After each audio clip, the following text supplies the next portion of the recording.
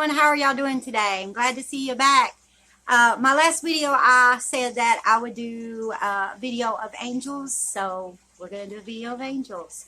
Is everybody doing good? If y'all hear dogs barking, I can't help it. They do it all the time. My sons are outside working, so when they come in, they're liable to bark. I'll try to pause it and edit it so y'all won't hear it. And another thing, I'm fixing to do another channel to do with art. Teach y'all how to do art and paint. That way when you're quarantined, if y'all have crayons, markers, paint, we can paint together. So I'm going to work on getting that channel up. So y'all, as soon as I get it up, I'll let y'all know. Okay, so we're going to talk about angels. A lot of things, demons and dark sides of things, but there is actually good things in this world. And God has sent his warriors down to earth to protect us. And in the Bible, it states that they're around us by the thousands. The thousands, could you imagine? Protecting us, fighting for us, trying to guide us, trying to keep us in that little narrow path to get to God. I believe in the Lord. I've heard him, my own. See, I'll tell y'all a story about what happened to me. I was internally bleeding, and I was very, very sick, and they was rushing me to another hospital. They had left me in one hospital, and they couldn't figure out what was wrong with me, and I stayed in that one hospital. I was bleeding for 3 days.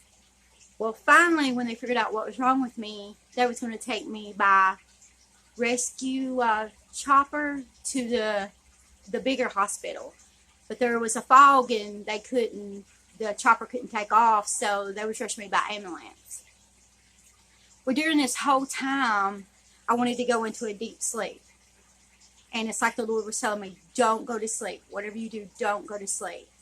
Well, on the way to the hospital, they was giving me morphine in my neck and trying to keep me awake, you know. And I believe that the ambulance drivers, doctors, paramedics, cops, they are angels in disguise. Because the guy that was with me, he was talking to me. I remember looking at him and saying, I'm a mother of 5. Do not let me die. And he stayed with me the whole time. And when they got me to the hospital, on the way to the hospital, they didn't have something to regulate blood because they was giving me blood transfusions. He was squeezing the blood in me. I remember that. But when I got to the hospital, they rushed me down because they found out I was internally bleeding. Well, they asked me if I had a preacher or a pastor. Well, I'm Pentecostal. So I told them to call my pastor, and my pastor come in, and he was reading me my last rites. And I remember freaking out inside my head, like, I'm going to die, I'm going to die. And just as I said inside my head, I'm going to die, I heard this voice. It was a familiar voice, a very powerful voice, a voice that I knew immediately. When this voice spoke, sit up and pay attention. I mean, and the voice said, as soon as I said, I'm going to die, this voice said, no, you'll be fine.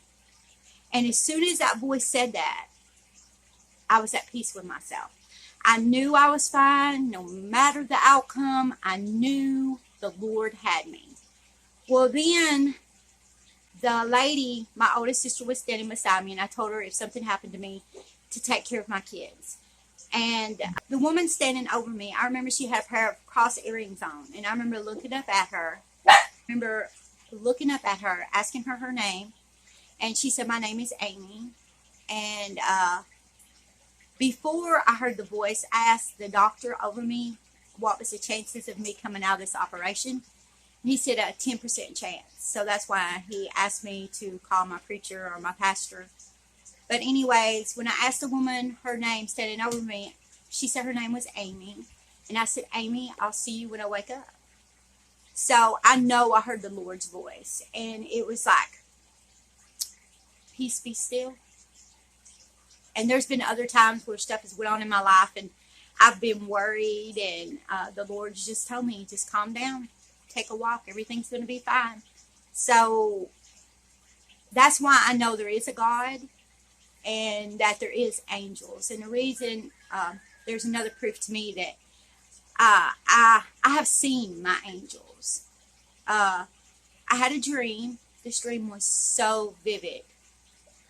I was in this house, which I've told this story on my channel before. I was in this house with my sister, and I was in my room, and I went to get off the bed, and I looked down, and I seen this man on the floor, and he was kind of crawling around backwards, smiling at me. He was in a white robe. He had blonde hair, big blue eyes. His skin kind of looked cracked, kind of like, I don't want to say a snake, but like somebody had real dry skin. Everything was cracked on his body. Like he was a warrior. Like he had been with me since the beginning. I kind of felt he was born with me. But he scared me because of the way he was moving around. And I said to him, "You're scaring me." And then he stopped, and he was like, "No, no, no, no, no. Like, I don't want to scare you. I don't want to scare you." And then he looked towards the doorway of the room that I was in. And then I followed his eyes and looked in the doorway. And I seen this beautiful creature. Well, it was a man. And he was in a blue suit, white shirt, blue tie, black hair. He was just perfect. Perfect. And as I was following him and looking, I started with his shoes, and I was looking up at him. Inside my head, the first thing I thought of was beautiful. But then also I knew that this creature was made in every way to look perfect. But as I got up to his eyes were red, like a fiery red. Just not the white parts, but like my blue parts, that was red, yellow, and orange. And it had, it had dimension to it. And I was looking at him, and he never smiled. He just looked directly at me. And he wasn't in the doorway, but he was outside the doorway. And he had his hands folded together in front of him, like he was protecting what was inside the room, and nothing could get inside the room without going through him. I knew that this was an angel. Everything about him told me that he was a protector. Well, as days went by, I kept getting the name Michael. Michael is an archangel. He is the protector. He keeps anything negative or evil from getting to you. And also, if you pray for Michael the archangel, he comes and protects you and escorts you to your safe place that you should be. And the whole time as you're trying to get there, he protects you. So in my mind, I believe this was the archangel Michael. So I know that I have two with me. There's been times where I prayed for Michael and I could feel him there. Like if I needed him, I know he was there. But Michael was a very serious angel. He had no human emotion on his face whatsoever. He was very serious. He was the kind of angel that you knew that was your protector. He would fight for you. That's what I felt. I know that thing in the doorway was Michael. The one on the ground, I believe, he's been with me since the beginning. And the way he was acting is he's like, "I'm so glad you can see me. You can finally see me. Look at me. You can see me." Like he'd been with me all these years, and that was his one chance that you can see me, you know. So I know there is angels in this world. I know there is. I believe mine work overtime with me sometimes, but I know they're always there. And I think people should, instead of thinking about the negative in this world, think about the positive. You are never alone. I truly believe that. Angels are constantly with you by the thousands. I don't know if they feel like we do, if they have emotions like we do. The one on the ground in my dream, he seemed more human. He had the biggest, bluest eyes. Both of them looked like they were in their 20s. The one on the ground looked like he had been through a lot.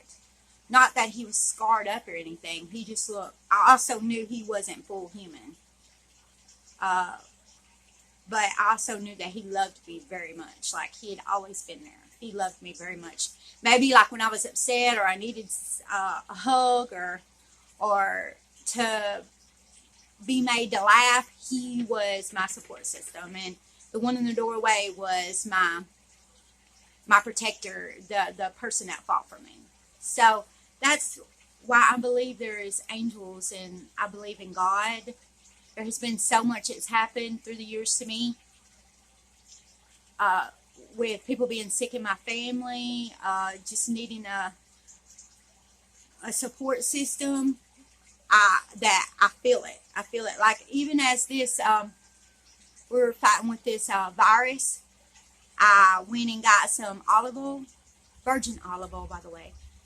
You can get some virgin olive oil, pray over the oil, ask God to bless it. And I have went through the house and blessed my house. I bless myself every day. If you're ill, you can put it on the spot of where you're feeling sick. If you're tired, you can put it, or if you just feel overwhelmed, put it on your head.